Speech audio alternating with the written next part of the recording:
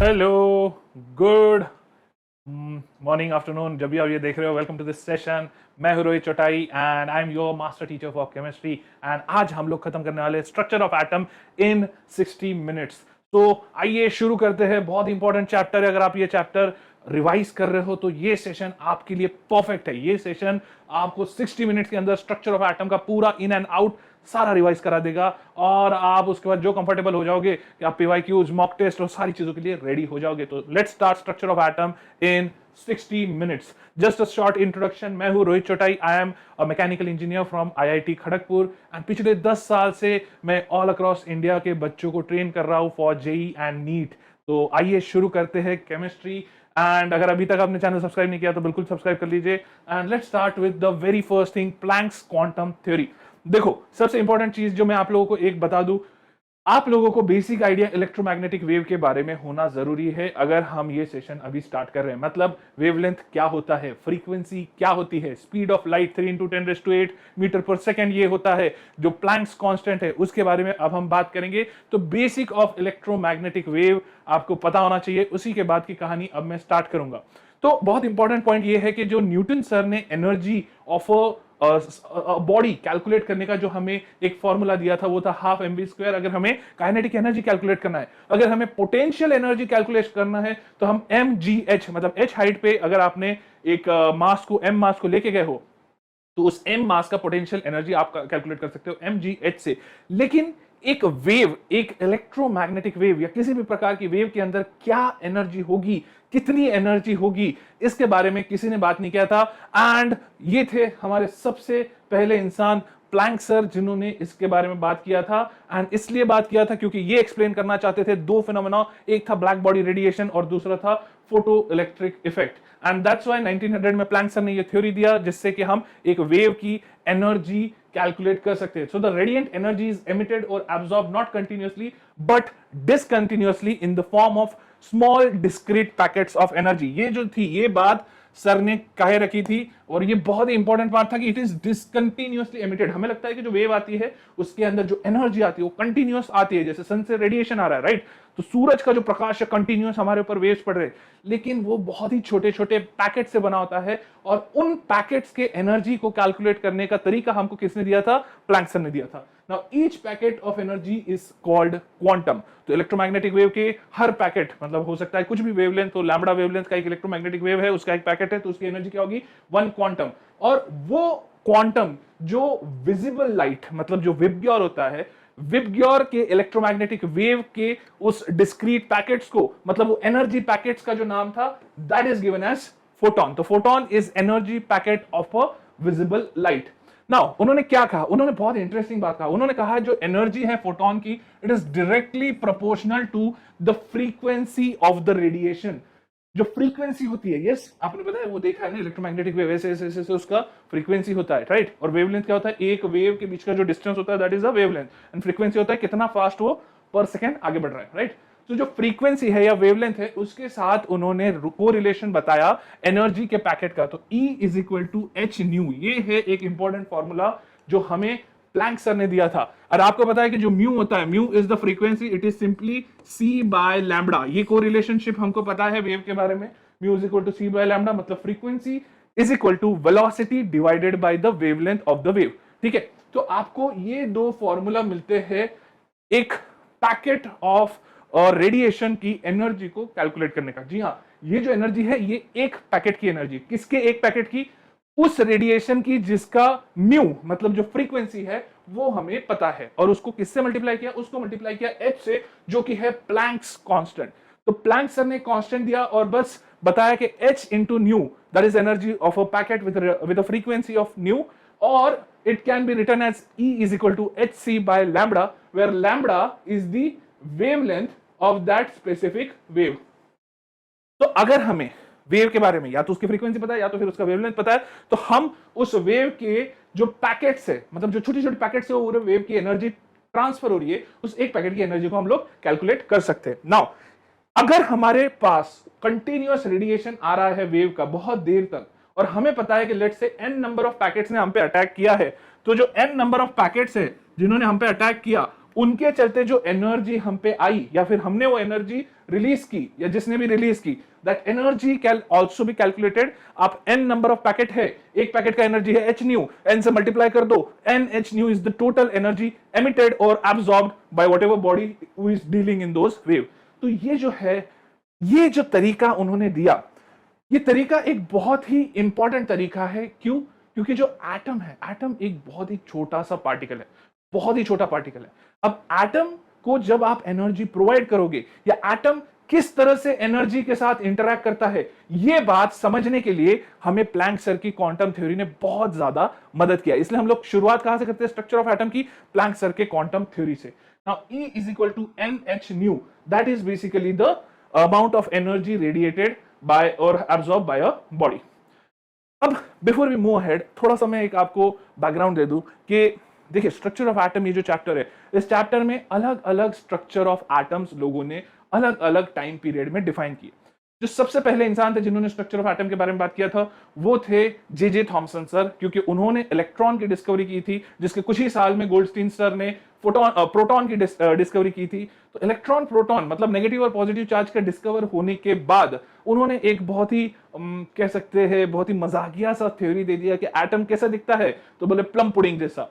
And लोगों ने बोले ये कैसा होता है? बोले आप सोचिए कि बड़ा सा एक पुडिंग है जिसके ऊपर छोटी छोटी छोटी छोटी किशमिश है, तो जो बड़ा पुडिंग है that pudding mass is a positive mass, मतलब वो प्रोटॉन से बना हुआ है। और जो छोटे छोटे किशमिश है, बिकॉज इलेक्ट्रॉन का जो मास है वो प्रोटॉन से 2000 टाइम कम होता है, इसलिए छोटे छोटे जो इलेक्ट्रॉन्स है वो है आपके जो छोटे छोटे किशमिश है, that is basically the electrons embedded on the positive mass. फिर बहुत ही जल्द पता चला कि ये बहुत ही बकवास सा कॉन्सेप्ट है एटम का, मतलब ऐसा तो एटम होता ही नहीं है। तो फिर ये कैसे पता चला? रुदरफोर्ड सर ने एक एक्सपेरिमेंट किया जिसको हम कहते हैं गोल्ड फॉइल एक्सपेरिमेंट। मतलब गोल्ड फॉइल के ऊपर उन्होंने बहुत सारे अल्फा पार्टिकल बम्बार्ड किए, ज्यादा से ज्यादा अल्फा पार्टिकल गोल्ड फॉइल के आर पार निकल गए। एक छोटा सा आइडिया दूं, गोल्ड फॉइल पे अल्फा पार्टिकल बम्बार्ड करने का मतलब यह है कि आपने टिश्यू पेपर के ऊपर एक तोप से पूरा का पूरा मिसाइल लॉन्च कर दिया या पूरा बड़ा सा एक रॉकेट लॉन्चर लॉन्च कर दिया है। तो एक पेपर पे रॉकेट लॉन्चर का जैसा इंपैक्ट होगा, that was the equivalent of gold foil पे अल्फा पार्टिकल का इंपैक्ट। मतलब सीधी सी बात है, वो तो क्या है, फट जाना चाहिए था, लेकिन नहीं फटा। Now that was the interesting part and that is where Rutherford came up with a new structure of atom। उन्होंने कहा देखो एटम जो है वो empty है, most of the space atom का खाली है, उसके अंदर न्यूक्लियस में प्रोटॉन है और इलेक्ट्रॉन उसके आजू बाजू इर्द गिर्द घूमते हैं। बात यहां तक आके रुक गई, लेकिन रुदरफोर्ड ना तो ये बता पाए कि इलेक्ट्रॉन जो घूमता है घूमते घूमते क्या वो एनर्जी लूज करता है। अगर लूज नहीं करता तो मैक्सवेल सर की जो थ्योरी थी जो कहती है कि any charge particle under acceleration will lose energy, ये तो इलेक्ट्रॉन है, ये तो चार्ज पार्टिकल है, गोल घूम रहा है, मतलब अंडर एक्सेलरेशन भी है, न्यूक्लियस के इन्फ्लुएंस में भी है, लेकिन फिर वो एनर्जी लूज क्यों नहीं कर रहा? और अगर एनर्जी लूज कर देता तो पूरा का पूरा ब्रह्मांड विद इन माइक्रो सेकंड से भी कम टाइम में खत्म हो जाता। लेकिन ऐसा नहीं हुआ, हम लोग जिंदा है, मतलब ये बात कर पा रहे हैं, मतलब इलेक्ट्रॉन अपनी जगह गोल गोल घूम रहा है। रुदरफोर्ड सर ये बात नहीं एक्सप्लेन कर पाए। नाउ इस चीज को एक्सप्लेन करने के लिए उन्होंने एक अपने नए शागिर्द को मार्केट में लेके आए। कौन थे वो थे sir Niels Bohr. And Niels Bohr sir ने क्या किया, उन्होंने एक ऐसा स्ट्रक्चर ऑफ एटम प्रपोज किया जिसने उस पॉइंट से पहले की कई सारी चीजों को एक्सप्लेन किया और सबको समझ में आया कि हाँ, this is explaining the absorption and absorption and ये डिफरेंट टाइप के स्पेक्ट्रम्स है जिसके बारे में हम लोग बात करेंगे। एंड उन स्पेक्ट्रम्स को सिंस बोहर सर का एटम एक्सप्लेन कर पा रहा है, that means Bohr's atomic theory is the latest in the market. And उसी को समझने के लिए हमें कुछ चीजों को पहले समझना पड़ता है, जिसमें एक आती है प्लैंक्स क्वांटम थ्योरी, उसके बाद हम आते हैं बात करते हैं स्पेक्ट्रम के बारे में। What is spectrum? हमको पता है कि जो विजिबल लाइट है, विजिबल लाइट ब्रेक हो जाती है विबग्योर में, क्योंकि ये एक इलेक्ट्रोमैग्नेटिक रेडिएशन है और इलेक्ट्रोमैग्नेटिक रेडिएशंस जो होते हैं ये इसमें जो विजिबल रेंज में आते हैं वो मिलके बनाते हैं white light. Now when a ray of light pass through a prism, the wave with shorter wavelength bends more than the wave with longer wavelength. तो आप देख सकते हो कि पर्पल या वॉयलेट जो है इसका वेवलेंथ छोटा है, छोटा वेवलेंथ होने के चलते वो ज्यादा टर्न कर रहा है। रेड का वेवलेंथ ज्यादा होता है, इसलिए वो उतना ज्यादा मुड़ता नहीं है। This is actually the same reason जिसके चलते पूरा दिन आसमान नीला दिखता है, लेकिन शाम को सनसेट के वक्त एकदम खूबसूरत सा ऑरेंजिश लाल सा हो जाता है। ठीक है, it's actually explained using this very concept, जिसके बारे में सबसे पहली बार किसने बात किया था? न्यूटन सर ने। आइए बात करते हैं आगे। एक इंटरेस्टिंग स्पेक्ट्रम के बारे में, एमिशन स्पेक्ट्रम। नाउ एक जनरल लाइट के बारे में तो हम सबको पता है, लेकिन what is an emission spectrum? आप इमेजिन कीजिए कोई एक मेटल है, मेटल को अगर आप हीट करते हो तो हीट करने पे आपको मेटल चमकते हुए दिखता है। आपने देखा होगा मूवी में तलवार बन रही है और उसको ऐसे आग में से निकालते और ठाक ठाक करके मारते, लेकिन वो बढ़िया सी चमक रही होती है। Now why is that metal glowing? जब आपने उसको हीट किया। इसको हम एक्सप्लेन करते हैं एमिशन स्पेक्ट्रम से। So when radiation emitted from some source by passing of electric discharge through a gas at a low pressure or by heating some substance in high temperature is passed directly through the prism and the received on a photographic plate, the spectrum obtained is called emission spectrum। मतलब कहने का simple सरल है कि अगर आप किसी भी मेटल को हाई टेम्परेचर पे ले जा रहे हो या फिर उसको आप बहुत ज्यादा इलेक्ट्रिकल एनर्जी पास कर रहे हो उसके थ्रू, जैसे कि बल्ब होता है, पुराने जमाने का बल्ब पता है, सूर्य बल्ब, जिसके अंदर छोटा सा एक थिन फिलामेंट होता था टंगस्टन का। यस, वो टंगस्टन के फिलामेंट में से हम बहुत ज्यादा इलेक्ट्रिसिटी पास करते थे, जिससे होता ये था कि वो बहुत ज्यादा हीट अप हो जाता था, और हीट अप होता था तो ग्लो होता था, और ग्लो होता था तो पूरे हर जगह उजाला होता था। Right now what is that? It is basically emission spectrum. Now इसको अगर हम लोग ध्यान से देखें, emission spectrum is basically light coming out of a heated object. इतना हीट किया कि उसमें से लाइट आ रही है। अब उस लाइट को जब आप ऑब्जर्व करोगे एक फोटोग्राफिक प्लेट पे, तो आपको कुछ बहुत ही इंटरेस्टिंग सा चीज ऑब्जर्व होगा। ये जो है, ये आप देख रहे हो, ये जो है, ये है एमिशन स्पेक्ट्रम का एक, जस्ट आप सोचिए फोटोग्राफिक स्लाइड। अब आप इमेजिन कीजिए अगर व्हाइट लाइट आ रही होती और व्हाइट लाइट को मैं प्रिज्म से पास कर रहा था, तो यहां पे मुझे एकदम पूरा कंटिन्यूअस कलर चेंज दिखता, पूरा का पूरा स्पेक्ट्रम दिखता, रेड से लेके वॉयलेट तक। लेकिन जो लाइट आई, वो लाइट एक स्पेसिफिक मेटल या स्पेसिफिक मटेरियल को हीट करने पे आई, और उस लाइट में हमको बस यही स्पेक्ट्रम दिखे। इसके मतलब हमें रेड वेवलेंथ का लाइट, येलो वेवलेंथ का, ग्रीन वेवलेंथ के दो, ये टर्कोइज के वेवलेंथ का, ब्लू के वेवलेंथ का और डार्क ब्लू के वेवलेंथ के लाइट्स यहां से मिले हैं। इसका मतलब ये हुआ कि ये जो लाइट है वो कहां से आया, ये लाइट क्यों एकदम स्पेसिफिकली हमें यही मिला? क्या हर बार हम करेंगे तो हमें इस तरह ही ऑब्जर्वेशन मिलेगा? हर बार आपको यही ऑब्जर्वेशन आएगा क्योंकि आपने एक स्पेसिफिक एलिमेंट को, एक स्पेसिफिक एटम को हीट किया है, और उस स्पेसिफिक एलिमेंट या एटम में जब हीट करते हो, एनर्जी प्रोवाइड करते हो, तो इलेक्ट्रॉन जंप करके ऊपर जाते हैं, मतलब लोअर एनर्जी से हायर एनर्जी पे जाते हैं, क्योंकि आपने उसको हीट दिया। और जब हायर एनर्जी पे पहुंच के इलेक्ट्रॉन को लगता है अरे भाई हम तो यहाँ स्टेबल ही नहीं है, क्या करें, वापस चलते हैं। वापस चलेंगे तो जो एक्स्ट्रा एनर्जी उसका करे क्या? वो एक्स्ट्रा एनर्जी कितना है? वो एक्स्ट्रा एनर्जी है दो शेल के बीच के एनर्जी डिफरेंस के बराबर का एनर्जी। तो जो दो शेल्स के बीच में, जो शेल्स होते हैं जिसमें इलेक्ट्रॉन घूमते हैं, वो दो शेल के बीच का जो डिफरेंस है, उसके बराबर का जो एनर्जी है, वो एनर्जी इलेक्ट्रॉन एमिट करता है जब वो हायर शेल से लोअर शेल पे जंप करता है। और वो जो एनर्जी एमिट होता है, वो होता है in a form of a quantum, in a form of a photon, in a form of a discrete packet of radiation का एनर्जी, एंड उसको हम स्टडी कर सकते हैं। तो हमें इस टाइप का एक स्पेक्ट्रम दिखता है। मतलब यह है कि हाइड्रोजन को अगर आप हीट करोगे, उससे निकलने वाली लाइट को ऑब्जर्व करोगे, तो आपको बस यही वेवलेंथ के लाइट्स या फोटॉन्स आते हुए दिखेंगे, and that is why it is called emission spectrum। अब ये छोटे छोटे बस लाइन दिख रहे हैं, that is why it is also called line spectrum। Now the most important point is this point, each element has a unique line spectrum। जी हाँ, हर element का अपना यूनिक लाइन स्पेक्ट्रम होता है। इसलिए हम लोग बोलते हैं कि जो एमिशन स्पेक्ट्रम है, it is technically the fingerprint of an element. जी हाँ, एलिमेंट जो है, आपको पता है हाइड्रोजन, हीलियम, ये जो गैस थी, ये सबसे पहले पृथ्वी पे नहीं देखी गई थी,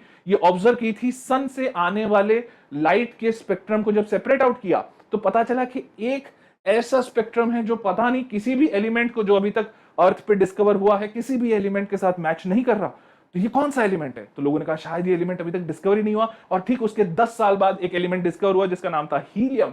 एंड जब देखा कि अरे हाँ, ये स्पेक्ट्रम तो हीलियम का था। तो आप समझ रहे हो, जरूरी नहीं है कि वो लाइट सिर्फ यहां से निकले, वो लाइट ब्रह्मांड में कहीं से भी आती हो, आप उसको ऑब्जर्व कर सकते हैं। Now let us talk about absorption spectrum. So जैसा एमिशन स्पेक्ट्रम तब निकलता है जब इलेक्ट्रॉन हायर एनर्जी से लोअर एनर्जी पे आता है और एक्सेस एनर्जी को लीव करता है, वैसे ही एब्जॉर्प्शन स्पेक्ट्रम भी एक बहुत इंटरेस्टिंग स्पेक्ट्रम है, जो बेसिकली ये दिखाता है कि कौन से एनर्जी के इलेक्ट्रॉन्स, मतलब कौन से एनर्जी के वेवलेंथ्स को इलेक्ट्रॉन ने एब्जॉर्ब कर लिया। So when a white light is passed through a sample which absorbs radiation of certain wavelengths, the missing wavelength which correspond to the radiation absorbed by the matter leaves dark spaces in the bright continuous spectrum। मतलब अगर ये जो spectrum है, अगर ये normal white light सीधी आके इस पे गिरती तो ये कैसे दिखता? ये पूरा वॉयलेट से लेकर रेड तक का पूरा स्पेक्ट्रम दिखता। लेकिन जब एक एब्जॉर्बिंग मटेरियल, बीच में एक हमने एब्जॉर्बिंग मटेरियल यूज किया जिसके ऊपर वो लाइट बम्बार्ड की, तो उस लाइट में से कुछ अमाउंट ऑफ लाइट को, कुछ स्पेसिफिक वेवलेंथ को उस सैंपल ने अब्सॉर्ब कर लिया, और दैट्स व्हाई आपको पूरे के पूरे स्पेक्ट्रम में उन वेवलेंथ की लाइट मिसिंग दिख रही है जिसको इस एब्सॉर्बिंग सैंपल ने एब्सॉर्ब कर लिया। तो यहाँ पे जो भी मिसिंग वेवलेंथ है, वो मिसिंग वेवलेंथ क्या है? That is the absorption spectrum. Cool. अब हमारे लिए एब्सॉर्प्शन स्पेक्ट्रम और एमिशन स्पेक्ट्रम क्यों इंपॉर्टेंट है? वेल, इसका एक रीजन है। इसका रीजन ये है कि बोहर सर ने जब एटम का थ्योरी दिया था, इससे 50 साल पहले ही लोगों ने स्पेक्ट्रम की स्टडी करना शुरू कर दिया था। एंड वो जो सारी स्टडी थी, उन सबको, उन सारे एक्सपेरिमेंट्स के ऑब्जर्वेशंस को एक्सप्लेन किन्होंने किया? वो किया बोहर सर ने। तो आइए बात करते हैं बोहर सर की थ्योरी के बारे में। तो बोहर सर ने जो ये थ्योरी थी, बोहर्स मॉडल, ये दिया था नील्स बोहर सर ने 1913 में। And this theory is based on quantum theory, जिसको हम बोलते हैं प्लैंक्स क्वांटम थ्योरी के ऊपर ये बेस्ड है। एंड इस थ्योरी में सर ने क्या कहा कि जो इलेक्ट्रॉन्स है, इलेक्ट्रॉन्स ये न्यूक्लियस के अराउंड रिवॉल्व करते हैं इन कॉन्सेंट्रिक सर्कल्स। एंड ये जो कॉन्सेंट्रिक सर्कल्स है या जो सर्कुलर पाथ है, ये सबको एक उन्होंने नाम दिया, दीज आर कॉल्ड ऑर्बिट्स। और ये ऑर्बिट्स जो है, इन ऑर्बिट्स को या आपको स्टेशनरी स्टेट्स को, या इनको बोलो कि आप एक फिक्स्ड एनर्जी लेवल बोलो, right? They are associated with definite energy. Yes, हर शेल का, हर ऑर्बिट का, हर स्टेशनरी स्टेट का अपना एक स्पेसिफिक एनर्जी लेवल है। एंड इंटरेस्टिंग बात यह है कि बोहर सर ने इन सारे लेवल्स का एनर्जी कैलकुलेट किया ताकि हमें पता चल सके कि किन्हीं दो एनर्जी लेवल के बीच का डिफरेंस कितना है, और अगर उनके बीच जंप करना है तो इलेक्ट्रॉन को कितनी एनर्जी एब्सॉर्ब या एमिट करनी पड़ेगी। And that's how he was able to explain the emission and absorption spectrum. Now उन्होंने क्या किया, इन सब शेल्स को नाम दे दिया KLMN, जिसको हम लोग shell number 1, shell number 2, shell number 3, shell number 4 इस नाम से जानते हैं। बेसिक बोहर्स थ्योरी हमने सबने पढ़ रखी है। सर ने ये भी बताया कि हर शेल में कितने नंबर ऑफ इलेक्ट्रॉन्स होते हैं, लेकिन दैट इज बेसिकली जो हमने स्टडी किया था 10th स्टैंडर्ड तक। अभी जो हम लोग स्टडी करते हैं इसको 11th में, हम बात करते हैं कि बोहर सर ने इस मॉडल में किस तरह से फाइंड आउट किया सारी की सारी एनर्जी। तो उन्होंने एक बहुत ही इंटरेस्टिंग इक्वेशन पकड़ा। Now this equation is a very important equation. ऐसा कहा जाता है कि बोहर सर ने इस इक्वेशन को कहां से आया ये एक्सप्लेन नहीं किया। उन्होंने कहीं ना कहीं कह दिया ये मुझे शायद सपने में आया था। एंड ये बात सच भी है, क्योंकि इसको एक्सप्लेन करने के लिए हमें थोड़ा और टाइम लगा। डी ब्रॉगली सर, जिन्होंने ड्यूअल नेचर ऑफ इलेक्ट्रॉन को जब एक्सप्लेन किया, तब उन्होंने इस फॉर्मूला को, इस इक्वेशन को वेरीफाई करा, एक्सप्लेन किया कि हाँ ये किस तरह से करेक्ट है। तो उन्होंने ये कहा कि जो एंगुलर मोमेंटम है किसी एक इलेक्ट्रॉन का, एंगुलर मोमेंटम, जैसे अगर आप सीधा चल रहे हो तो आपके पास लीनियर मोमेंटम है, वैसे अगर आप सर्कुलर पाथ में चल रहे हो तो आपके पास एंगुलर मोमेंटम है। तो उन्होंने कहा जो एंगुलर मोमेंटम है किसी इलेक्ट्रॉन का, it will always be in a whole number multiple of NH/2 pi. N is the whole number multiple and H/2 pi is basically a constant value. तो उन्होंने कहा कि जो एंगुलर मोमेंटम है एक इलेक्ट्रॉन का, it will always B quantized. And on the basis of that he anyways knew the mass of electron, he found out velocity of electron, he found out the radius of the orbit in which electron is moving, he termed that orbit as a shell. तो n जो है, n is basically the shell number and h is the Planck's constant. Now ये जो चीजें है, आप ये समझिए इनका जो रिलेशनशिप है वो यहाँ पे उन्होंने कंजर्वेशन ऑफ एंगुलर मोमेंटम में लगाया। Quantization would be the correct word, quantization of angular momentum में लगाया। तो उन्होंने कहा कि जो n है, n will have whole number value, मतलब it will be a whole number multiple of h/2 pi लिखना चाहिए था, राइट? तो n is that whole number, 1 हो सकता है, 2 हो सकता है, 3 हो सकता है, 4 हो सकता है। तो n जो है वो बेसिकली क्या है, आपका शेल का नंबर, k के लिए 1, l के लिए 2 and so on, right?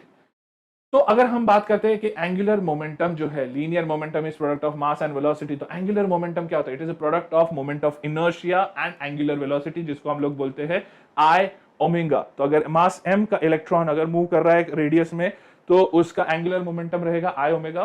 Now angular momentum of the electron is quantized, तो जो इसका I की वैल्यू है that is mr², that is basically moment of inertia.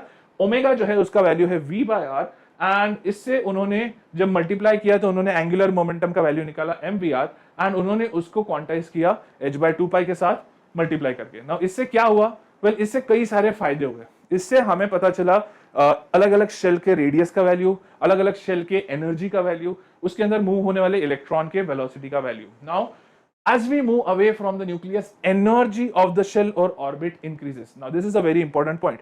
तो k शेल है, इसका एनर्जी सबसे कम है, l उससे ज्यादा है, m उससे ज्यादा है, n उससे ज्यादा है। तो जैसे जैसे आप दूर बढ़ते जाते हो, जो एनर्जी है अकॉर्डिंग टू क्वांटम थ्योरी वो बढ़ते जाता है। सो अगर हम एनर्जी की बात करें, जो E है, E is equal to h nu, ये एक फोटोन का एनर्जी होता है, राइट? तो अगर हम बात करें कि अगर मेरे पास एक जंप हुआ है एक इलेक्ट्रॉन का from E2 to E1, let's say this is second orbit, this is the first orbit, second से फर्स्ट में जंप हुआ है और उसके करस्पॉन्डिंग मुझे एक फोटोन मिला है जिसकी एनर्जी है h न्यू। तो अब उस h न्यू का कंपैरिजन बोहर सर अपने मॉडल में निकालेंगे। So as long the electron remains in a particular orbit, it does not lose or gain energy. This means that the energy of an electron in a particular orbit remains constant. That is why it is called a stationary state. It is also known as a orbit in which electron resides or electron revolves. So ये जब उन्होंने बात किया, उन्होंने एक बहुत ही important चीज को हाईलाइट किया कि जब आप एक्सटर्नल सोर्स से एक इलेक्ट्रॉन को एनर्जी देते हो, राइट, तो वो इलेक्ट्रॉन क्या करता है, वो इलेक्ट्रॉन एनर्जी एब्जॉर्ब करता है और वो एब्जॉर्ब करके एक हायर लेवल पे जंप कर देता है। Now the energy required is equal to the difference in energy between these two shell. This is the minimum energy required. मतलब अगर ये इलेक्ट्रॉन को यहां से यहां जाना है तो उसको कम से कम एक जो एनर्जी रिक्वायर्ड होगी जिसको हम लोग बोलेंगे E is equal to h new, वो E का जो वैल्यू है that is basically the difference in energy of these two shells. अब उसके हिसाब से उन्होंने क्या किया कि अगर इलेक्ट्रॉन वापस भी जंप करेगा, मतलब लेवल 2 से लेवल 1 पे वापस अगर आएगा तो भी वो कितनी एनर्जी रिलीज करेगा, it will be the same amount. और उन्होंने उस एनर्जी को मेजर करने का एक तरीका ढूंढ लिया, ठीक है। सो बोहर सर ने क्या किया, उन्होंने इसको एनर्जी को कैलकुलेट करने के लिए ये वैल्यू निकाला।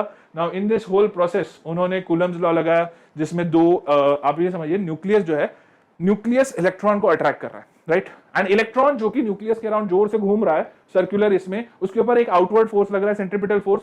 तो जो अट्रैक्शन फोर्स ऑफ न्यूक्लियस मतलब इलेक्ट्रॉन को अपने तरफ अट्रैक्ट करना और जो घूमने के चलते बाहर सेंट्रीपिटल फोर्स लग रहे हैं, इन दोनों फोर्सेस को उन्होंने कैंसल आउट करवाया and using that value he eventually found out the equation for energy. अब ध्यान से देखिएगा ये जो इक्वेशन है ना, इस इक्वेशन में एक्सेप्ट z एंड n सब कांस्टेंट है। I constant, m mass of electron, E charge of electron, h Planck's constant, k it is the Coulomb's law constant. तो सारे के सारे कांस्टेंट है। तो इनकी उन्होंने जब वैल्यू निकाला तो उनको वैल्यू क्या मिला, उनको वैल्यू मिला ये। अगर आप इस वाले पार्ट को देखें तो this is in joule per atom. तो energy of a shell, let's say अपने ये जो निकाला है ये सारा किसके लिए निकाला है, ये निकाला है आपने हाइड्रोजन एटम के लिए। तो फॉर हाइड्रोजन एटम जो Z की वैल्यू हो गई वो हो गई 1, राइट, क्योंकि सबसे छोटा वही है। तो आपका जो एनर्जी है फॉर हाइड्रोजन एटम के फर्स्ट शेल की अगर हम बात करें, first shell will be n equal to 1, second shell डालोगे तो n इक्वल टू 2 आ जाएगा, थर्ड शेल की बात करो तो n इक्वल टू 3 आ जाएगा। So this is how you remember the energy of each shell of a hydrogen atom. अब आप बोलोगे सर लेकिन हम हाइड्रोजन नहीं लिए, अगर हम हीलियम लिए, हाँ ले सकते हो, लेकिन आप हीलियम एटम नहीं लोगे, आप हीलियम प्लस आयन लोगे। ऐसा क्यों? वेल, इसका रीजन ये है कि बोहर सर ने सारे के सारे एनर्जीज और सारी के सारी ये जो वेलोसिटी और रेडियस की वैल्यूज कैलकुलेट की थी, ये केवल और केवल यूनी इलेक्ट्रॉनिक स्पीशीज के लिए की थी। मतलब ऐसा आयन जिसमें, आयन या एटम जिसमें केवल एक ही इलेक्ट्रॉन हो और न्यूक्लियस और इलेक्ट्रॉन के बीच में जो भी संबंध है, जो भी एक अट्रैक्टिव फोर्स है, वो बस इन दोनों के बीच में हो। There should not be any second electron. मतलब अगर मुझे लिथियम के लिए बात करनी है तो हाँ, आप फिर Li2+ के लिए करोगे। अगर बेरिलियम के लिए बात करनी तो Be3+ के लिए करोगे। अगर बस गॉट द आइडिया, राइट? एक ही इलेक्ट्रॉन होना मांगता है, बाकी सारे के सारे हटा दो, ठीक है, कूल। अब क्या होगा, अगर लिथियम लेंगे तो Z की वैल्यू 3 हो जाएगी, अगर हीलियम लेंगे तो Z की वैल्यू 2 हो जाएगी, अगर बोरॉन लोगे तो Z की वैल्यू 5 हो जाएगी। तो हम लिटरली किसी भी एलिमेंट के लिए कर सकते हैं, बिल्कुल कर सकते हो। तो क्या आएगा उससे, इस हिसाब से जो एनर्जी है, एनर्जी का अगर हम डिपेंडेंसी देखते हैं तो वो डिपेंडेंसी किस तरह से है, energy is directly related to the, मैं एक सेकंड ये यहाँ पे पीछे लिख देता हूं क्योंकि इसकी वैल्यू को थोड़ा मैं अलग से फिर समझाऊंगा। तो मैं कह सकता हूं कि energy of a shell is directly proportional to Z², मतलब किस एलिमेंट के लिए आप देख रहे हो तो उसका एटॉमिक नंबर का स्क्वायर अपॉन n², बेसिकली किस शेल के लिए आप बात कर रहे हो उसका शेल नंबर का स्क्वायर। तो ये चीज हमें कहां से मिलती है, ये हमें मिलती है यहां से, ये देखिए Z²/n²। तो energy is directly proportional to Z²/n²। इस रिलेशनशिप को याद रखना, इसके ऊपर सीधे सीधे क्वेश्चंस आ गए हैं। आपको ये पूरा फॉर्मूला याद रखने की जरूरत है नहीं है, आपको ये याद रखने की जरूरत है, वेल जेई के लिए ये जरूरी है, बोर्ड्स में कहीं ना कहीं ये आ जाएगा, एंड नीट में ये पूछा नहीं जाता, जेई मेंस एडवांस में ये डेफिनेटली पूछा जाता है। तो ये क्या आपको ये याद रखने सारे के सारे, हाँ, अब जूल से इलेक्ट्रॉन वोल्ट आते हैं, इलेक्ट्रॉन वोल्ट में भी क्वेश्चन आते हैं, तो ये भी याद रखना पड़ेगा। आइए आगे बढ़ते हैं एंड बात करते हैं बोहर्स मॉडल में why is the energy of a electron negative. ये बहुत इंटरेस्टिंग पॉइंट है कि आपने ये चीज देखा होगा कि जो ये है एनर्जी है, इसके बाद आपने एक माइनस लगा हुआ है, क्यों? क्योंकि ये नेगेटिव है। अब आप थोड़ा सा ध्यान से सोचिए इसको, अगर एक इलेक्ट्रॉन को मैं न्यूक्लियस से इनफाइनाइट डिस्टेंस पे लेके जाऊं, अगर न्यूक्लियस से इनफाइनाइट डिस्टेंस पे इलेक्ट्रॉन आ गया, तो क्या इस इलेक्ट्रॉन पे उस न्यूक्लियस का कोई भी प्रकोप, कोई भी डोमिनेंस, कोई भी अट्रैक्टिव फोर्स लगेगा? नहीं लगेगा। वो इतना दूर जा चुका है कि वो इस न्यूक्लियस के कंपैरिजन में या न्यूक्लियस के फोर्स या इफेक्ट के रेंज के बाहर आ चुका है। तो जब इलेक्ट्रॉन इसके रेंज के बाहर होगा तो अगर मैं गिनना चाहूं the potential energy of this electron because of this atom that is zero. अगर आप इस इलेक्ट्रॉन को ऐसे छोड़ दो तो वही रहेगा, वो कहीं नहीं जाएगा। क्यों? क्योंकि उसके ऊपर कोई अट्रैक्टिव फोर्स नहीं, उसका टोटल एनर्जी जीरो है। लेकिन यहां से इस इलेक्ट्रॉन को खींच के यहां पे लाने के लिए तो आपको एनर्जी देना पड़ेगा, वो एनर्जी देगा। तो वो एनर्जी जो आपको देना पड़ रहा है इस इलेक्ट्रॉन को यहां से यहां पे खींच के लाने के लिए, that is basically overcoming the potential energy. और वो पोटेंशियल एनर्जी क्या है? That is because of the nucleus और इलेक्ट्रॉन के बीच के अट्रैक्टिव फोर्स। तो अगर हम एक इलेक्ट्रॉन जो कि किसी एक ऑर्बिट में न्यूक्लियस के अराउंड घूम रहा है उसकी एनर्जी कैलकुलेट करेंगे, then that energy will be negative and when we provide energy to that electron till the point the energy become zero, मतलब इलेक्ट्रॉन इनफाइनाइट डिस्टेंस पे आ गया, उस न्यूक्लियस के उस एटम के इफेक्ट या डोमिनेंस के बाहर निकल चुका है। And that is basically the reason why we have taken energy as negative. ठीक है, सो इनफाइनाइट पे जाके उसका एनर्जी जीरो हो जाएगा। तो ये जो सारी बातें क्लाउड में थी वो मैंने आपको खटाक से बता दी। Now let us move on to the equation. कहां से आए ये सारी वैल्यू? वेल, अलग अलग वैल्यू अलग अलग तरीके से निकाला गया। इन इक्वेशंस में जब हमने एक साथ सब्स्टिट्यूट किया तो हमें ये रिलेशनशिप मिला। ये रिलेशनशिप किसके बीच में है? अब ये रेडियस का रिलेशनशिप है। ध्यान से देखिएगा, रेडियस जो है of a shell जिसमें इलेक्ट्रॉन घूम रहा है, it is directly proportional to n square and inversely proportional to z। याद रखिएगा, एनर्जी जो था it was directly proportional to z square and inversely proportional to n square, radius is directly proportional to n square and inversely proportional to z। ठीक है, अब value of radius की अगर हम बात करें, now substituting the value of for a hydrogen atom, hydrogen atom मतलब z की वैल्यू 1 हो गई। और अगर आप n equal to 1, n equal to 2, n equal to 3, n equal to 4, n equal to 5 हर एक की अगर एनर्जी आप कैलकुलेट करना चाहो तो this will come out as the energy of each shell, sorry radius of each shell of hydrogen atom. हमें क्या याद रखना है? हमें बस इतना याद रखना है। और इसमें एक बहुत इंपॉर्टेंट पॉइंट याद रखना है कि this is 0.529 n square angstrom. जो आंसर इज इन एंगस्ट्रॉम, तो आपका जो भी आंसर आएगा that will be in 10⁻⁻10 metre. ठीक है, एंड इवेंचुअली पता चला कि ये जो रेडियस का वैल्यू है वो रुदरफोर्ड सर के वैल्यू के साथ काफी मैच भी हो रहा था। तो that was basically bore sir का मॉडल जिसमें उन्होंने हाइड्रोजन एटम को कंसीडर किया। Now the difference in energy was calculated. तो उन्होंने अलग अलग एनर्जीज को कैलकुलेट करना शुरू किया। एंड जब उन्होंने एनर्जीज को कैलकुलेट किया, लाइक E1 और E2, उन्होंने बोला कि कोई भी जेनरिक हम दो एनर्जी लेवल ले लेते हैं E1 E2 और उनके बीच के एनर्जी के डिफरेंस को लेते हैं और उसको इक्वेट करते हैं h न्यू से। क्यों? क्योंकि हमें तो पता करना है frequency of the radiation that will come out अगर उन दो ऑर्बिट्स के बीच में, उन दो एनर्जी लेवल्स के बीच में इलेक्ट्रॉनिक ट्रांजिशन हो। तो उन्होंने जब इस चीज को कैलकुलेट किया तो the value came out to be this. ठीक है, अब ये जो वैल्यू है, ये वैल्यू में बहुत सारे आपके वेरिएबल्स है, बहुत सारे कांस्टेंट्स भी है। वेरिएबल कौन है? वेरिएबल में आपके पास z है, आपका वेरिएबल में n1 एंड n2 है, बाकी इनको छोड़ के सारे के सारे कांस्टेंट है। तो सारे कांस्टेंट की वैल्यूज हमने सब्स्टिट्यूट कर दिया तो हमको फाइनल वैल्यू जो मिलती है, नाउ दैट इज बेसिकली ये जो है हम लोग इसको फ्रीक्वेंसी बाय c, इस वैल्यू को यहाँ पे वेव नंबर बोलते हैं। तो हम वेव नंबर या आप उसको 1/ν भी लिख सकते हो। ठीक है, तो सॉरी 1/λ भी लिख सकते हो वेव नंबर को। तो वेव नंबर जो है उसको हमने डायरेक्टली यूज किया to find out the formula and this formula we had a single constant. ये सारे कांस्टेंट को हटा दिया और ये एक सिंगल कांस्टेंट बना दिया r। इस r की वैल्यू, ये जो कांस्टेंट जिन्होंने दिया है इनका नाम था रिडबर्ग्स, तो it is also called Rydberg's constant. और इसकी जो वैल्यू है ये आपको याद रखनी है। बिल्कुल, ये जो है इसको मैं इक्वल टू 1/λ भी बोल सकता हूं, which is basically nothing but a wave number. तो 1/λ इज इक्वल टू r। अब यहाँ z स्क्वायर भी होगा। ठीक है, देखिए आप देखो z स्क्वायर भी है, लेकिन this is only for hydrogen atom, इसलिए z स्क्वायर हटा दिया है। तो जो r का वैल्यू है दैट इज 109677 सेंटीमीटर इनवर्स। ठीक है, इस वैल्यू को आपको याद रखना है। इस वैल्यू को आप सीधा सीधा अप्लाई करोगे 1/λ इज इक्वल टू, ठीक है, r z square 1/n1 square minus 1/n2 square. Now this can be applied for a general atom, मतलब किसी एक जनरल एटम के लिए अगर आपको 1/λ की वैल्यू निकालनी है, what is 1/λ? Well, lambda is the wavelength of the photon. जो फोटोन नहीं, क्वांटम, कुछ भी हो सकता है, वो अल्ट्रावायलेट से भी हो सकता है, वो इंफ्रारेड से भी हो सकता है। तो lambda is the wavelength and that is a wavelength of transition, जो भी इलेक्ट्रॉनिक ट्रांजिशन से निकलने वाली एनर्जी जो रेडिएशन है उसका वेवलेंथ है। और वो किन दो लेवल्स के बीच का इलेक्ट्रॉनिक ट्रांजिशन है? n1 और n2।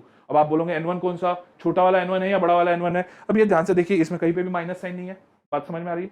तो आप ये ऐसा इंश्योर कीजिए कि इसका वैल्यू भी नेगेटिव ना आए। अब इसका वैल्यू नेगेटिव कब नहीं आएगा? जब n1 छोटा होगा n2 बड़ा होगा।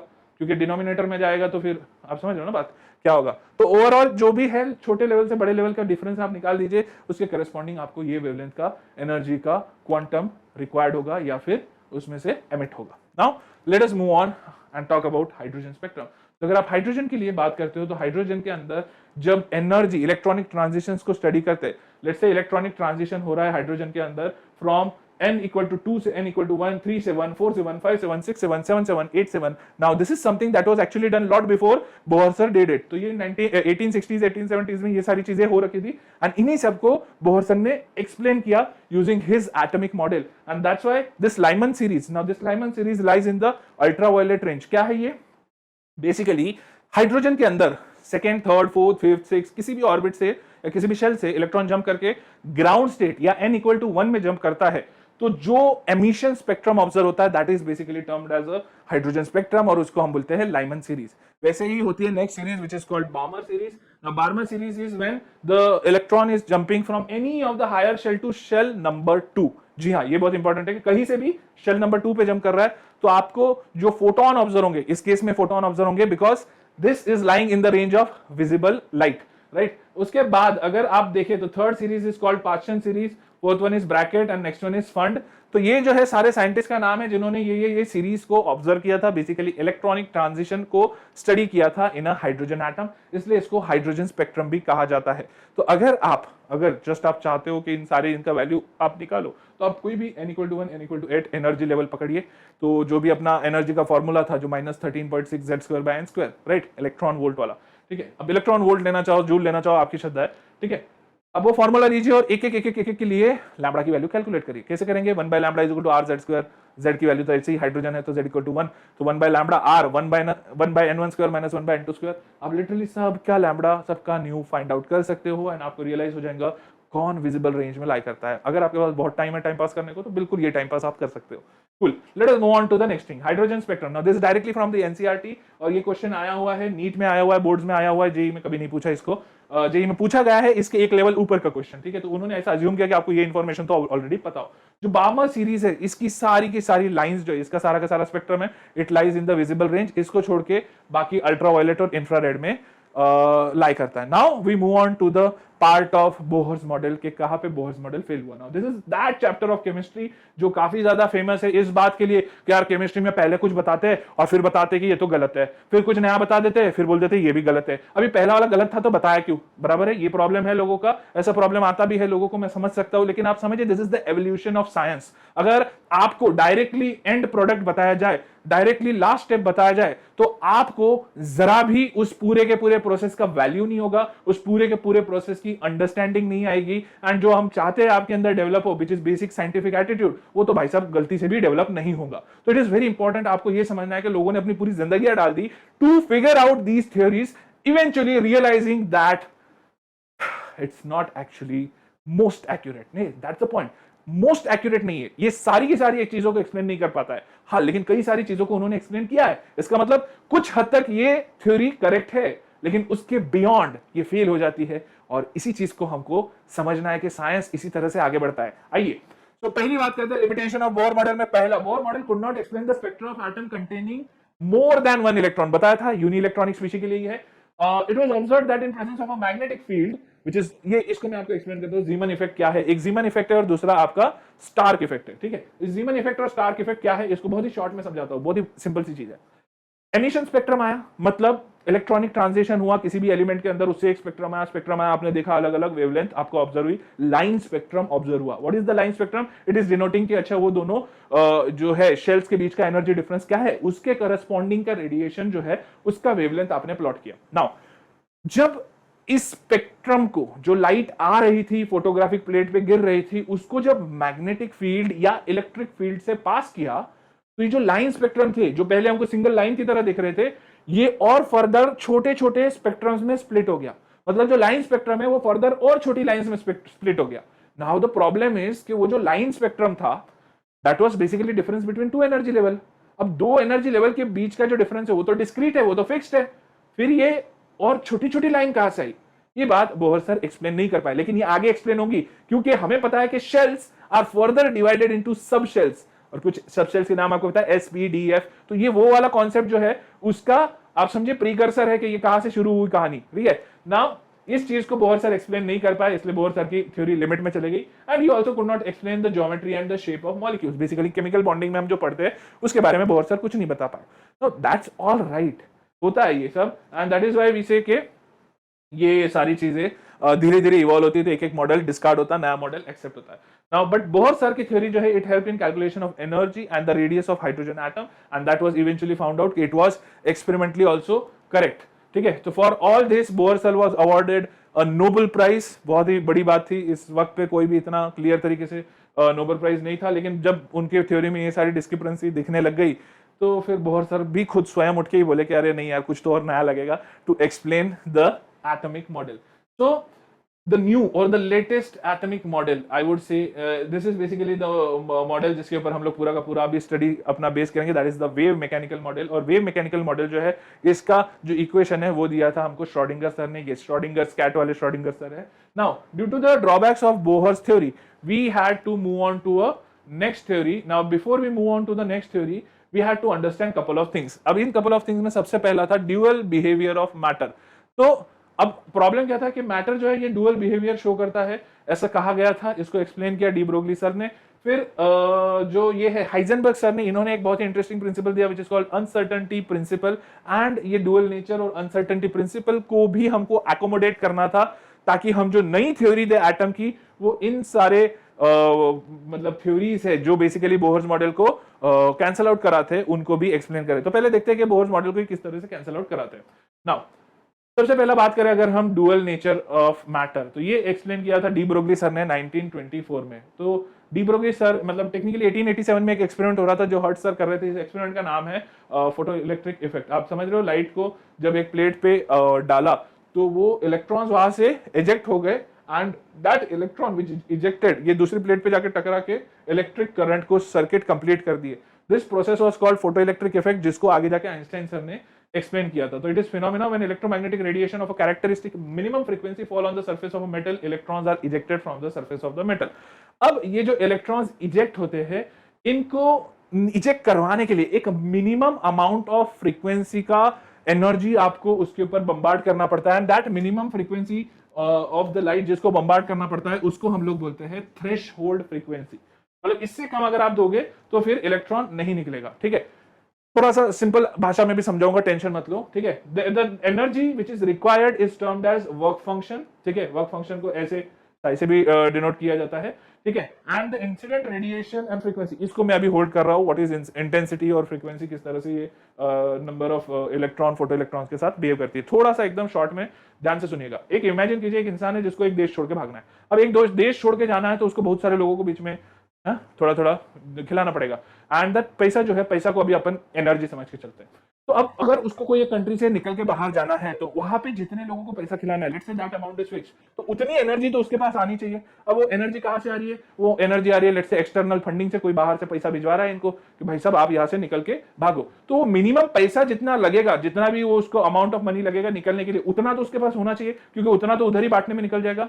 अब उतना पैसा जो खत्म हो गया, वो बांटने के बाद जब वो बाहर निकलेगा तो बाहर निकल के भी तो उसके पास एनर्जी होना चाहिए ना।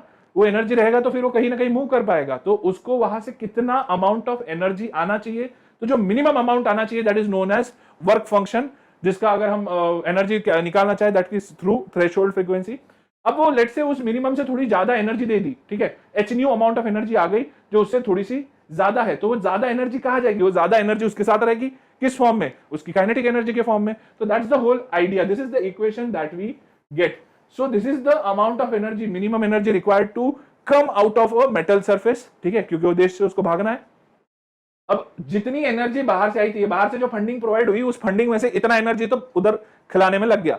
अब इसके बाद जो एक्स्ट्रा एनर्जी बची that is termed as the energy of the ejected electron. So that is basically the photoelectric effect. तो इसको अगर हम इस तरह से कंपेयर करना चाहे तो this comes out to be the formula for it. H nu naught is the work function. तो अगर कोई पूछे कि आपको कितना एनर्जी देना पड़ेगा किसी एक इलेक्ट्रॉन को, अगर उसके अंदर आप हाफ mv² काइनेटिक एनर्जी निकलने के बाद भी बरकरार रखना चाहते हो, then the amount of energy will be equal to work function plus half mv² and that will be equal to the h nu, which is basically the incident energy. Now Einstein gave this equation of photoelectric effect and he concluded that light has particle like properties. अगर वो particle like property नहीं show करता, जैसे वो discrete packet वाली बात की थी प्लैंक सर ने, उसी चीज को आइंस्टाइन सर ने और ज्यादा एम्फेसिस किया कि वो जो डिस्क्रीट पैकेट आ रहा है, वो जो लाइट आ रहा है, वो लाइट के हर पैकेट में जो मिनिमम अमाउंट ऑफ एनर्जी होनी चाहिए, that packet of energy defines that के लाइट जो है it's not a continuous just एक wave, it is also a matter. And जैसे ही फोटो इलेक्ट्रिक इफेक्ट की बात की कि अच्छा लाइट इज अ मैटर, तो फिर दूसरा बात आ गया कि ड्यूअल बिहेवियर है. आप अगर लाइट को देखो एक दूसरे केस में जहां पे वो वेव की तरह भी बिहेव करती है, सो आप इमेजिन कीजिए अगर आप लाइट के सामने कोई बैरियर डालते हो, तो ऐसा थोड़ी होता है कि लाइट का मतलब अगर ये आधे से ऐसे कोई लाइट आ रही है, आपने सामने बैरियर डाल दिया तो बैरियर के पीछे एकदम अंधेरा हो जाएगा, ऐसा तो नहीं होगा. लाइट जो है वो बैरियर के पीछे से भी मुड़ के आ जाती है, राइट, अनटिल अनलेस आप पूरी तरह बंद कर दो. आपने ये चीज ऑब्जर्व किया होगा कि घर के अंदर अगर दरवाजा बंद करके बैठे हो, बाहर सूरज और नीचे एकदम पतली सी स्लिट है, उस स्लिट में से भी जो लाइट आती है वो अंदर आके स्प्रेड अक्रॉस होती है. इसका मतलब light behaves as a wave. अगर वो मैटर की तरह बिहेव करता, पार्टिकल की तरह बिहेव करता, तो वो वही आके रुक जाता. तो फिर ये दूसरा जो ऑब्जर्वेशन ये कहता है कि लाइट में वेव नेचर भी है. तो अगर लाइट में पार्टिकल नेचर भी है, वेव नेचर भी है, तो हम क्या करें? तो उन्होंने कहा, मतलब डी ब्रोगली सर ने कहा कि this is not just light, it is actually about any particle. Yes, this was for any particle, not just photon. So any particle which is moving with a momentum mv should have a wavelength, and that is what de Broglie sir said. So de Broglie sir ने ये एक equation दिया, lambda is equal to h by p. h is the Planck's constant, p is the linear momentum, mass into velocity. तो उन्होंने कहा कि हर मास के अंदर, हर पार्टिकल के अंदर दोनों नेचर होता है, वेव नेचर भी और पार्टिकल, मतलब हर मैटर में दोनों नेचर होता है, right. Now the problem is कि just as light has both wave and particle nature, matter can also have wave particle duality. और जैसे हम मैटर को बोलते हैं, मतलब इलेक्ट्रॉन भी आ गया इसमें, ठीक है. Now the wavelength associated with an ordinary object with a large mass. Now क्या होता है? Wavelength is inversely proportional to mass, right. यही है ना formula, lambda is equal to h by mv, right. तो मास जो है उससे इनवर्सली प्रोपोर्शनल है वेवलेंथ. तो अगर मास बहुत ज्यादा होगा तो वेवलेंथ बहुत कम होगा. तो for large particles, large size matter, ये कॉन्सेप्ट का कोई मतलब ही नहीं ठहरता. क्यों? क्योंकि इनका जो वेवलेंथ है वो बहुत कम है, राइट. लेकिन अगर आप बात करो सब एटॉमिक पार्टिकल की, कहानी तब शुरू होती है कि जब आप सब एटॉमिक पार्टिकल के लिए बात करोगे for a very small mass like electrons, तो सब एटॉमिक पार्टिकल के लिए ये लैम्बडा की वैल्यू काफी बड़ी हो जाती है. एंड उसके अंदर particle as well as wave nature दोनों का इंपॉर्टेंस बहुत ज्यादा हो जाता है. अब बोहर सर का प्रॉब्लम क्या था? बोहर सर ने अज्यूम किया था कि इलेक्ट्रॉनिक पार्टिकल है, तभी उन्होंने इलेक्ट्रॉन का एग्जैक्ट डिस्टेंस डिफाइन करके रखा कि आर रेडियस पे वी वेलोसिटी से घूम रहा है इलेक्ट्रॉन. अब ये चीज तब पॉसिबल है जब इलेक्ट्रॉन केवल और केवल एक पार्टिकल है. Now what is the next theory which actually oppose Bohr's theory? Well, this is Heisenberg's uncertainty principle. Heisenberg sir के अनसर्टेनिटी प्रिंसिपल का एक शॉर्ट में वापस समझाता हूं आपको. इनका कहना यह है कि देखिए, इलेक्ट्रॉन जो है उसका आप किसी भी एक टाइम पे, मतलब साइमल्टेनियसली उसका लोकेशन, एग्जैक्ट लोकेशन और उसकी एग्जैक्ट वेलोसिटी आप पता नहीं कर सकते. कहने का तात्पर्य क्या है आपको मैं बताता हूं. जस्ट इमेजिन कीजिए आप चीजों को कैसे देख पा रहे हो. आप इसलिए देख पा रहे हो क्योंकि जो लाइट आती है, लाइट आके टकराती है किसी एक ऑब्जेक्ट पे, वो ऑब्जेक्ट से जब लाइट आपकी आंखों में आती है तब आपको रिफ्लेक्शन से दिखता है कि अच्छा वो ऑब्जेक्ट उधर है. जैसे आप अभी घर में देख लो, आपका घर में एक स्विच होगा, स्विच आपको कैसे दिख रहा है? तो जैसे आप स्विच की तरफ देखोगे तो आपको बोलेगा अच्छा लाइट आई, उसके ऊपर टकरा के मेरी आंखों में आई, मतलब स्विच उधर है. अब आप इमेजिन कीजिए इस तरह से अगर मैं एक इलेक्ट्रॉन को ऑब्जर्व करने की कोशिश करूं, लाइट जैसी आपने इलेक्ट्रॉन को ऑब्जर्व करने के लिए लाइट जाके आपने इलेक्ट्रॉन पे फेंकी, एक लाइट बम्बार्ड की, वो लाइट जाके इलेक्ट्रॉन को टकराई. तो इलेक्ट्रॉन तो है सब एटॉमिक पार्टिकल, बहुत ही छोटा सा पार्टिकल है. वो लाइट जब जाके उसको टकराएगी तो लाइट तो अपनी एनर्जी उसको दे देगी. अब लाइट जब उसको एनर्जी दे देगी, अब जो थोड़ा बचा खुचा जो रेडिएशन है जो आके आपकी आंखों में टकराएगा, आपको लगा अच्छा इलेक्ट्रॉन शायद वहां पे था, लेकिन इलेक्ट्रॉन वहां पे था, आपको भले दिख रहा है वो अभी वहां पे है, बट जब इलेक्ट्रॉन पे लाइट टकराई, इलेक्ट्रॉन वहां से भाग लिया. क्यों? क्योंकि लाइट से एनर्जी आ गई थी. तो आप किसी भी एक क्षण पे, किसी भी एक मोमेंट पे उस इलेक्ट्रॉन को देख ही नहीं सकते. क्यों? क्योंकि आप जब उसको देखने के लिए लाइट या किसी भी एनर्जी को उसके ऊपर डालोगे, बम्बार्ड करोगे, ऑब्जर्व करने की कोशिश करोगे, वो तो वहां से निकल चुका होगा. And that's why Heisenberg sir ने क्या कहा कि किसी भी मोमेंट पे आप simultaneously exact location and exact velocity of electron find out नहीं कर सकते. तो आप क्या फाइंड आउट कर सकते हो? वेल, आप जो भी फाइंड आउट करोगे उसमें कुछ ना कुछ एरर रहेगा. और उन्होंने बोला कि ये जो एरर है, ये जो अनसर्टेनिटी है in position and uncertainty in velocity, इसका उन्होंने एक इक्वेशन दिया. तो this is that main equation जो हाइजेनबर्ग सर ने दिया, which is basically delta X the uncertainty in position and delta P which is uncertainty in momentum. इन दोनों का जो मल्टीप्लिकेशन है, इनका जो प्रोडक्ट है, it will always be greater than और equal to h by 4 pi, and that is Heisenberg's uncertainty principle. तो ये चीज तो भाई साहब पूरी तरह मतलब बोहर सर के थ्योरी को उद्ध्वस्त कर देती है, क्योंकि उन्होंने क्या कहा था, इलेक्ट्रॉन आर रेडियस में घूम रहा है, वी वेलोसिटी से घूम रहा है। बात समझ में आया? तो हाइजेनबर्ग के अनसर्टेनिटी प्रिंसिपल को भी हमें एक्सप्लेन करना था, ठीक है। तो इन सब को एक्सप्लेन करने के लिए we eventually lead to the next and the last of our syllabus theory which is Schrodinger's wave equation. ये जो है ये श्रोडिंगर सर का वेव इक्वेशन है। कई लोगों को इसको देख के उल्टी जैसा हो सकता है, आपको उल्टी करने की जरूरत नहीं है, करके आ जाइए, कोई बात नहीं, पॉज कर दीजिए वीडियो। ओके, ठीक है। अब अगर आपने उल्टी कर लिया है तो अब आप ध्यान से सोचिए, ये कुछ नहीं है। What is this? This equation is technically plotting all the points in our surrounding. जी हाँ, एक्स वाई और जेड एक्सिस पे कोई भी पॉइंट आपके सराउंडिंग में कौन सी जगह पे है, उसका जो एग्जैक्ट लोकेशन है, एनर्जी है, उन सारी चीजों को उन्होंने यहाँ पे आप समझिए कन्वर्ज किया है यूजिंग दिस इक्वेशन। तो इस इक्वेशन में जो d है, it represents the second order differential, and the second order differential is technically helping us to understand the atom in its 3D structure, basically on the xyz axis, where E represents energy, M represents mass, and V represents the potential energy of that specific particle or subatomic particle, which we are terming as electron. ये जो equation था, भयानक equation, इसको जब solve किया गया, इसके जो सॉल्यूशन आए, अब उन पे बात करते हैं। इसके सॉल्यूशन थे quantum numbers. And what is quantum number? It is basically the address of an electron. जी हां, इलेक्ट्रॉन कहां पे है, बोहर सर ने तो बहुत ही एग्जैक्ट बता दिया। क्वांटम और वेव मैकेनिकल मॉडल जो है, ये क्या कहता है? ये हमें बताता है कि इलेक्ट्रॉन कहां पे मौजूद हो सकता है, द पॉसिबिलिटी और the probability of finding an electron. इसका जो स्पेस है, इसका जो एरिया है जहां पे भी इलेक्ट्रॉन हो सकता है, इसके बारे में हमको बताते हैं quantum numbers, which are basically giving us the address of an electron. अब आप बात करोगे address of electron, well it can be given using four quantum numbers. So let's say the first is location, second is energy, third is the magnetic nature, and the fourth is momentum of the electron. तो चार quantum number in चार values को हमें बताएगा, and उससे हमें एक electron की एग्जैक्ट लोकेशन मिल जाएगी। एंड एक इंटरेस्टिंग बात, उस एग्जैक्ट लोकेशन पे केवल एक ही इलेक्ट्रॉन मिलेगा, कोई दूसरा इलेक्ट्रॉन नहीं मिलेगा। मतलब हर इलेक्ट्रॉन के लिए ये चार क्वांटम नंबर्स का जो वैल्यू है, कॉम्बिनेशन है, it will be unique, and that's how we are going to write the electronic configuration of all the elements that will come here onwards. Yes, चलिए शुरू करते हैं with the first one. What is first one? First one is a principal quantum number, जिसको हम लोग बोलते हैं shell number. सीधी सीधी बात है, प्रिंसिपल क्वांटम नंबर क्या है? Shell number. n है principal quantum number, shell number 1 2 3 4 कहां पे है इलेक्ट्रॉन। हर एक की कैपेसिटी अपने को पता है, इट इज 2n स्क्वायर, मतलब k के लिए 2, l के लिए 8, n के लिए 18, n के लिए कितना हुआ 32, राइट। ये चीज तो हमें बोहर सर ने ऑलरेडी बता दी थी। हाँ बिल्कुल बिल्कुल वही बात चल रही है, ठीक है। एंड आगे अगर हम लोग बढ़ते हैं, ओह लिखा हुआ था, सॉरी, चलिए आगे हम लोग बढ़ते हैं तो बात आता है प्रिंसिपल क्वांटम नंबर का।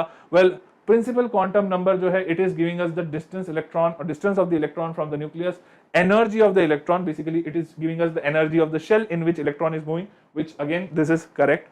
मतलब ऐसा नहीं था बोहर सर का सब कुछ गलत ही था, ठीक है। And let us consider an atom. So let's say this is the nucleus, इसके अंदर अलग अलग शेल्स है, अलग अलग शेल्स के नंबर है, equal to 1 2 3 4, and electrons are moving in this shells continuously. तो more the value of n, more will be the distance from the nucleus, and more will be the energy of that electron.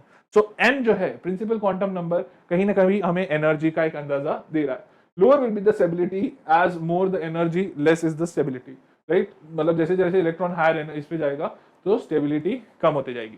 Now that brings us to the second quantum number, which is known as azimuthal quantum number, which can be termed as L. Now this number gives us the idea of the subshells in a principal shell. थोड़ा ध्यान से सुनिएगा। एक effect था Stark and ज़िमन effect, जिसके चलते जो line spectrum था वो इलेक्ट्रिक फील्ड या मैग्नेटिक फील्ड में और बारीक लाइन स्पेक्ट्रम में टूट गई थी। वो बारीक line spectrum was technically explaining this the sub shells of a shell. तो अब सब शेल क्या क्या हो सकते हैं? वेल, इलेक्ट्रॉन के अंदर बहुत सारे सब शेल हो सकते हैं, and depending on the angular momentum, since electron is in motion, तो जो वो किस किस सब शेल में प्रेजेंट हो सकते हैं, इसको पता करने के लिए हम लोग क्वांटम नंबर और एजिमुथल मतलब प्रिंसिपल क्वांटम नंबर और एजिमुथल क्वांटम नंबर का सहायता लेते हैं, जो n is the total energy and l is the energy due to motion of an electron. तो अगर हम L की बात करें, अगर एंगुलर मोमेंटम की बात करते हैं एक इलेक्ट्रॉन का, तो angular momentum of an electron is L into L plus 1 h by 2 pi. This is using the azimuthal, ये है आपका एजिमुथल क्वांटम नंबर L, ठीक है। सो जो एंगुलर क्वांटम एंगुलर जो मोमेंटम है, आप अलग अलग शेल्स के लिए फाइंड आउट करोगे तो आपको क्या क्या वैल्यू मिलेगा? Well, for different values of L आपको समझ में आएगा देयर आर डिफरेंट ऑर्बिटल्स, या जिनको हम लोग सब शेल्स भी बोलते हैं, एसोसिएटेड विद इट। तो अगर आपका L जो है, L का वैल्यू 0 है तो आपका सबसे छोटा सबशेल होता है S, देन L का वैल्यू 1 होता है तो हम बोलते हैं P सबशेल, L का वैल्यू 2 होता है तो D सबशेल, L का वैल्यू 3 होता है तो F सबशेल। नाउ हर क्वांटम नंबर के लिए फर्स्ट क्वांटम नंबर में सिर्फ 0 मतलब एक ही सबशेल हो सकता है and the value therefore for the L becomes 0, ठीक है। So different values of L represent different subshells. तो अगर हम लोग बात करें सबशेल की तो ये है सबशेल्स के वैल्यू 0 1 2 3 राइट एंड 4 वजह से G जो है ये G, चलिए ये चीज आप कमेंट बताइएगा अगर आप ध्यान से सुन रहे हैं अभी तक इस पॉइंट पे। तो G सबशेल एग्जिस्ट करता है ये समझने के लिए मुझे कौन सा नंबर का एलिमेंट, मतलब सबसे स्मॉलेस्ट कौन से नंबर के एलिमेंट पे, मतलब Z equal to what, element number atomic number Z equal to what पे मुझे पता चलेगा कि G ये सबशेल एग्जिस्ट करता है। This is a question for you, comment में जवाब दीजिएगा, ठीक है। चलिए I am expecting comments from you, मैं देखूंगा, ठीक है। कमेंट बिलो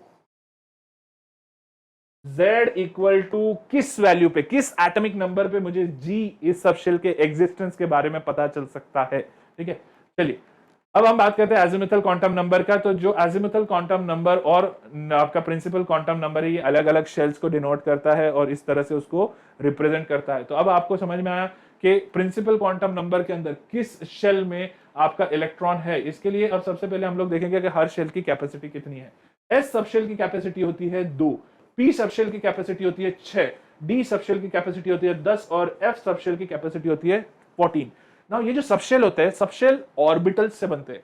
हर ऑर्बिटल का जो कैपेसिटी होता है केवल 2 इलेक्ट्रॉन का होता है, मतलब एस सबशेल में केवल 1 ऑर्बिटल है, पी सबशेल में 3 ऑर्बिटल है, डी सबशेल में 5 ऑर्बिटल है और एफ सबशेल में 7 ऑर्बिटल है। तो जो अगला क्वांटम नंबर आएगा वो हमको बताएगा कि किस सबशेल के अंदर कौन सा ऑर्बिटल के बारे में हम लोग बात कर रहे हैं।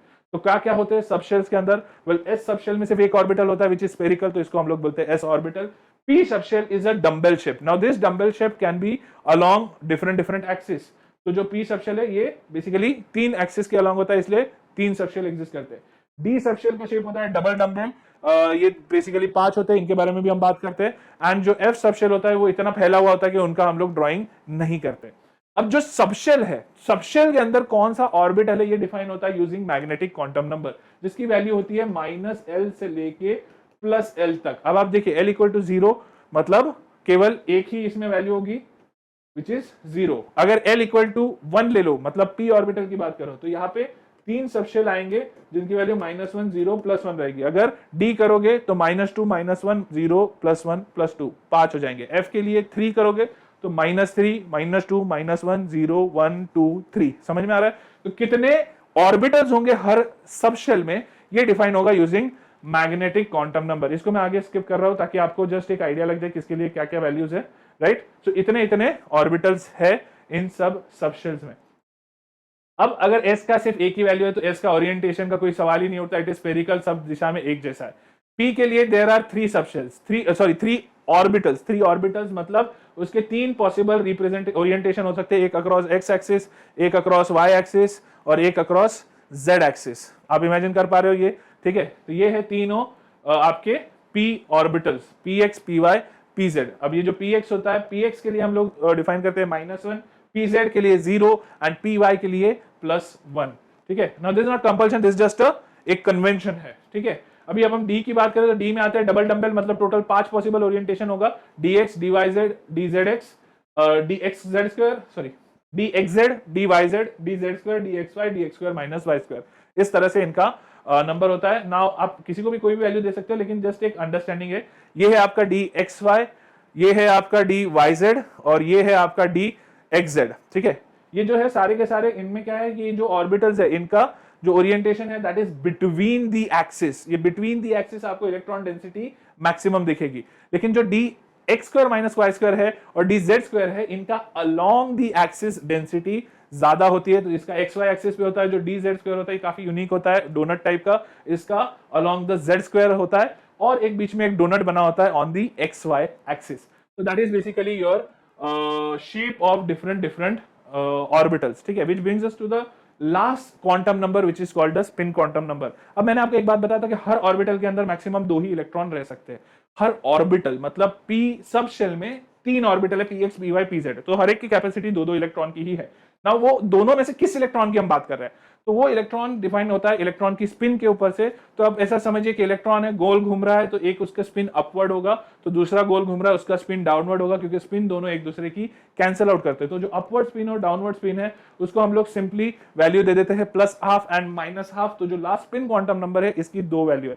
तो इसके बेसिस से आप टेक्निकली किसी भी एलिमेंट के किसी भी इलेक्ट्रॉन का एड्रेस निकाल सकते हो। That is the conclusion of quantum number. And इसका एक्चुअली एप्लीकेशन अगर हम देखना चाहे तो well application is writing electronic configuration using this specific rule. अब इसको ऑफ-बॉस प्रिंसिपल, हंट्स रूल और पॉलीज एक्सक्लूजन प्रिंसिपल, इन तीनों को फुलफिल करना होता है to write the correct electronic configuration. अब इलेक्ट्रॉनिक कॉन्फ़िगरेशन क्या होता है, आप इमेजिन कीजिए कि इलेक्ट्रॉन्स आर लाइक बुक, बहुत हेवी बुक्स है और आपके पास एक शेल्फ है, शेल्फ रखा है जिसमें आपको हेवी बुक्स भर भर के रखनी है। आप सबसे पहले बुक कहां रखोगे, सबसे लोअर शेल्फ में। क्यों? क्योंकि बुक हैवी है, इसको उठाने के लिए ज्यादा एनर्जी लगती है, तो आप नीचे की शेल्फ जल्दी जल्दी भर देते हो, फिर आप उठाते हो, फिर ऊपर के शेल्फ पे भरते हो, फिर ऊपर का भर गया, फिर और ऊपर के भरते हो, राइट। तो जैसे जैसे एनर्जी लेवल बढ़ते जाता है वैसे वैसे आप बुक्स का फिलिंग करते हो, इलेक्ट्रॉन का फिलिंग उसी तरह होता है, ठीक है। तो जैसे जैसे एनर्जी लेवल बढ़ते जाता है तो आप उसके हिसाब से इलेक्ट्रॉन को फिल करना शुरू करते हो। जो सीक्वेंस है अलग अलग एनर्जी लेवल का, वो sequence of filling is decided by aufbau principle, जिसमें हम लोग n+l रूल फॉलो करते हैं। n is the principal quantum number, l is the azimuthal quantum number, n+l की वैल्यू जिसके लिए कम रहेगी वो पहले इलेक्ट्रॉन उसमें पहले फिल किया जाएगा। This is the basic way जिसको हम लोग बोलते हैं डायग्राम। इस डायग्राम में पहले 1s में, फिर 2s, फिर 2p, 3s, 3p, 3p के बाद 3d में नहीं जा रहा है, पहले जा रहा है 4s में, फिर 3d में, फिर 4p, 5s, फिर 4d, 5p, 6s, फिर 4f, 5d, 6p, 7s, फिर 5f, 6d, 7p। अगर आपको इसमें इलेक्ट्रॉनिक फिलिंग में इशू है तो पीरियोडिक टेबल वाला जो चैप्टर है अच्छे से मेरा स्टडी कीजिएगा, ठीक है, 1 घंटे में वो कवर हो जाएगा। Now this is the sequence in which electrons are filled. अब पॉलीज एक्सक्लूजन प्रिंसिपल क्या कहता है कि दो electron may exist in the same orbital, लेकिन दोनों का स्पिन अलग होगा, एक अपवर्ड होगा तो एक डाउनवर्ड होगा, दोनों सेम डायरेक्शन में नहीं हो सकते। That is Pauli's exclusion principle which says कि every electron will have all the 4 quantum numbers different, ठीक है। So since each shell can have maximum 2l+1 orbital, each orbital can have maximum 2 electrons, so the maximum number of electrons in a subshell is 4l+2, जो कि मैंने आपको बताया था कि एक ऑर्बिटल में 2 ही इलेक्ट्रॉन हो सकते हैं। दूसरी बात जो आता है वो आता है hunts rule. Hunts rule of maximum multiplicity ये कहता है कि इलेक्ट्रॉन जो है आप जब फिल करोगे, let's say px, py, pz है, इसमें जब इलेक्ट्रॉन फिल करोगे तो पहले आप सब में एक एक इलेक्ट्रॉन फिल करोगे और फिर उसके बाद पेयरिंग चालू करोगे। सिंपल सी बात है यार, एक घर में 3 कमरे और 3 भाई रह रहे हैं, तो 3 भाई एक घर में रहेंगे, लड़ाई तो करेंगे, तो तीनों अलग अलग रूम में रहेंगे। अब इमेजिन कीजिए एक चौथा भाई आ रहा है और बोल रहा है कि अब तो कमरे तो 3 ही है, तो किसी एक भाई को एक डबल रूम में रहना पड़ेगा। लेकिन ऐसा कभी नहीं होगा कि 4 भाई एक घर में रह रहे और दोनों डबल डबल कमरे में, मतलब एक कमरे में डबल डबल रह के एक कमरा खाली रख रहे हैं। That is basically maximum multiplicity का रूल, ठीक है। एंड इसके बेसिस पे आप इलेक्ट्रॉनिक कॉन्फ़िगरेशन लिख सकते हो। तो on the basis of energy level electronic configuration लिखना शुरू करो। जैसे ही आप लिखोगे आपको पता चलेगा कि पहले s ऑर्बिटल में इलेक्ट्रॉन्स जाएंगे, जैसे ही s भर गया तो उसके बाद 2s में जाएगा, राइट। n = 1 का जो s है दैट इज 1s, n = 2 मतलब सेकंड शेल का जो s है दैट इज 2s, फिर 2s भर गया, फिर 3p, फिर 3p के बाद 2p, सॉरी 2s 2p भर गया तो 2p के बाद 3p। नाउ ये जो रिप्रेजेंटेशन के 2 टेक्निक है, ठीक है, आप इसको ऐसे भी रिप्रेजेंट कर सकते हो, आप उसको ऐसे भी रिप्रेजेंट कर सकते हो, कोई प्रॉब्लम नहीं है, ठीक है। इसका मैं बहुत ज्यादा यूज करूंगा जब मैं आपको केमिकल बॉन्डिंग सिखाऊंगा। अब इसमें कुछ तो इश्यूज आते हैं, कहां से देखिएगा। पहला एक तो स्कैंडियम। स्कैंडियम जो है ये, इसमें इलेक्ट्रॉन जो है, पहले इलेक्ट्रॉन किस में जाएगा, 3d1 में। दिस 4s2 3d1, सॉरी यहाँ पे प्रिंटिंग मिस्टेक है, दिस इज नॉट इनकरेक्ट, ठीक है। लेकिन इशू आता है पहला कहां पे, क्रोमियम में। Chromium is 3d5 4s1 and copper जो है, कॉपर इज 3d10 4s1। आपने तो कहा था पहले 4s भरेगा और फिर 3d में जाना शुरू होगा, बिल्कुल हुआ वही था, लेकिन कॉपर का होना चाहिए था 4s2 3d9, लेकिन जो एक इलेक्ट्रॉन है कॉपर के s ऑर्बिटल का वो चला जाता है d में, ताकि जो d है 3d9 जो कि ना तो हाफ फिल्ड है ना तो फुल फिल्ड है, लेकिन अगर उसको एक इलेक्ट्रॉन मिल गया तो अब वो फुल फिल्ड हो गया, और 4s में से भी एक इलेक्ट्रॉन गया तो स्टेबल तो है, वो हाफ फिल्ड हो गया। So there is something called stability, which is extra stability of half filled and full filled orbitals, and this is the reason why chromium और कॉपर इनका इलेक्ट्रॉनिक कॉन्फ़िगरेशन को एक्सेप्शन कहा जाता है, because half filled and full filled orbital are more stable than randomly filled orbitals. So that basically can be explained using a symmetrical distribution of electrons. मतलब ये theory ये कहता है कि जो इलेक्ट्रॉन्स है वो पहले पूरी तरह से अगर एक बार सब ऑक्यूपाई कर लेंगे और फिर उनका पेयरिंग होगा, या जितना ज्यादा वो अनपेयर्ड इलेक्ट्रॉन जितने ज्यादा ऑर्बिटल्स ऑक्यूपाई करेंगे तो उसके अंदर जो मल्टीप्लिसिटी होगी वो काफी ज्यादा होगी, and that is the reason behind more stability of a half filled or a full filled orbital. And that's basically the end of this chapter, which is atomic structure in 60 minutes या structure of atom in 60 minutes. I hope आपको ये session अच्छा लगा. कुछ भी doubts है तो मुझे कमेंट में बताइए. डायरेक्टली आप मुझे सर्च कर सकते हैं टेलीग्राम पे भी, Rohit Chotai, and just let me know if there is any doubt. I will be there to help you out. ठीक है, चलिए बाय.